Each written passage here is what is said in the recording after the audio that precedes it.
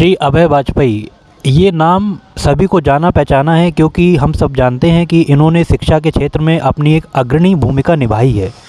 तो आज मेरा सवाल अभय सर से यह है कि नई शिक्षा नीति कितनी कारगर सिद्ध हुई है, उसके बारे में आप अपने विचार हम लोगों से साझा करिए। सबसे पहले तो उत्कर्ष सर को मैं थैंक यू बोलना चाहूँगा कि एक बार उन्होंने फिर से मुझे मौका दिया अपने चैनल पे कुछ अपने विचार व्यक्त करने का।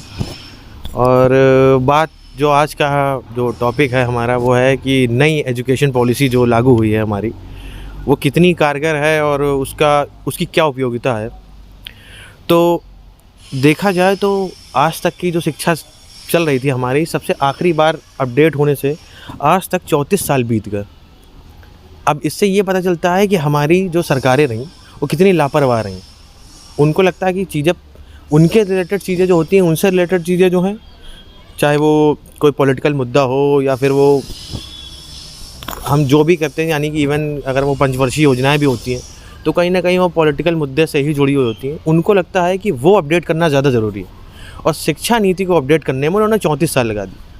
अब आप बताइए, किसी भी देश में जितना भी आप उसका जो उत्थान देखते हैं उस देश का, वो किस पर निर्भर होता है? वो डिपेंड करता है शिक्षा पे। और शिक्षा ही हमारी जो है, उसको किसी के नज़र में ही नहीं आया है कि 34 साल लग गए उस शिक्षा को अपडेट करने में। आज वो चीज़ करी जा रही है कि आज उनको लगता है कि आज ज़रूरत है कि आज शिक्षा को अपडेट करना चाहिए। चलिए ठीक है, मैं उसके लिए भी खुश हूँ कि चलिए ठीक है, कम से कम 34 साल ये बात सही, लेकिन कम से कम वो चीज़ किसी के दिमाग में आई तो कि हाँ, ये अपडेट करना ज़रूरी था। चलिए, फिर भी हम सरकार को बधाई देते हैं कि चलिए उन्होंने चेंज किया इसको। और सबसे बड़ी खामी जो थी शिक्षा की हमारी, हमें लगता है कि वो कहीं ना कहीं एक जो एक तरीका होता है ना, जैसे पेरेंट्स भी होते हैं या स्कूलिंग में भी हमें सिखाया जाता है कि बेटा ये याद कर लो, ये पढ़ लो, ये इसको रट लो, स्कूल में नंबर ले आना है, पास हो जाना है। कोई मतलब नहीं उस एजुकेशन का, ना आज है। हम लोग क्या करते हैं, आज भी हमें मालूम है कि ये सारी चीज़ें जो हैं वो भले आज चेंज करी जा रही हूँ, लेकिन बहुत सारे लोगों के दिमाग से वो चीज़ें अभी निकल नहीं पाएंगी, क्योंकि हम उस स्थिति में इतनी तगड़ी तरह से या उतनी मजबूती से ढल चुके हैं कि हमें वही सही लगने लगा।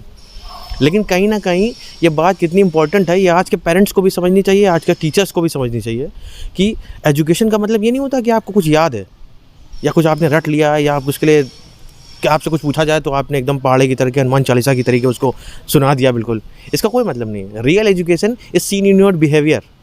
Degree is just a piece of paper.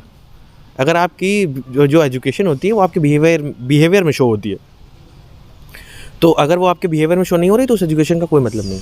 और याद करी हुई एजुकेशन कितनी बिहेवियर में होती है, सबको याद होते हैं ना।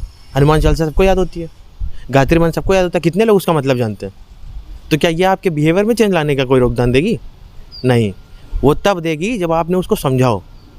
और जो ये नई एजुकेशन पॉलिसी आई है, उसका सबसे पहला जो मोटिव है वो यही है कि उन चीज़ों को आप प्रैक्टिकली जानें, उसको आप, इसका मतलब क्या होता है ना, A square A plus B का होल स्क्वायर सबको याद होता है, A square plus B square plus 2ab, but कहीं ना कहीं उसकी उपयोगिता क्या है, उसकी ज़रूरत क्या है और वो क्यों ऐसा होता है, ये जानना ज़रूरी है।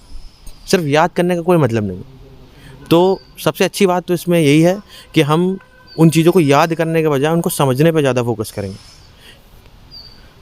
और जो थोड़ा सा इन्होंने जो एजुकेशन का जो सिस्टम है, पैटर्न है, उसको बदला है। उन्होंने 10+2 के बजाय उसको 5+3+3+4 सिस्टम में चेंज किया हुआ है उस एजुकेशन को। तो पहले 5 साल तो एक तरीके का बेसिक होगा कि आपकी बेस को मजबूत किया जाएगा, आपकी फाउंडेशन मजबूत करी जाएगी।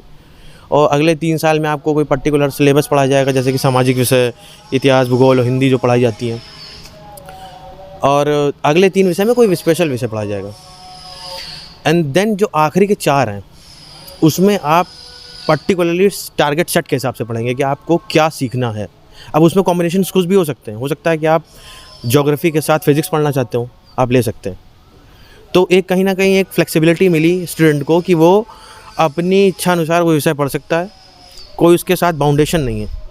अब यहाँ क्या था, एजुकेशन तो लेनी है, बट आप बाउंड हैं कि 4 साल का एजुकेशन है तो आपको उतनी वही कॉम्बिनेशन सब्जेक्ट का लेना है, आपको पढ़ना है।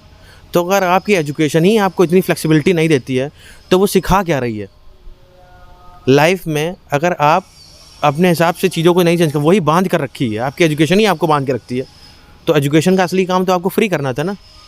तो जब वही बांध के रखेगी तो उसका कोई मतलब ही नहीं था।